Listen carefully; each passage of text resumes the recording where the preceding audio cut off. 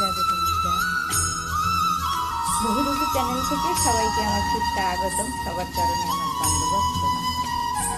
আমি একটু কথা বলতে চাইছি, সেটা হচ্ছে আমি এক জায়গায় পাঠে শুনেছি, একজন বলছেন আমরা নিজেরা করি, আমরা নিজেরা আসি না মন্দিরে, আমরা নিজেরা কোনো কীর্তন করি না, তাই তারপরে দোষ দিয়েছি ভগবান আমাকে আনেন, ভগবান আমাকে করানি, তাই ভগবানের এ কথা যদি সত্যি হয় তাহলে গীতায় যে বলেছেন যে ভগবানের আজ্ঞা বিধি একটা গাছের পাতাও পড়ে না, একটা গাছের পাতাও তাহলে কোনটা বিশ্বাস করবো?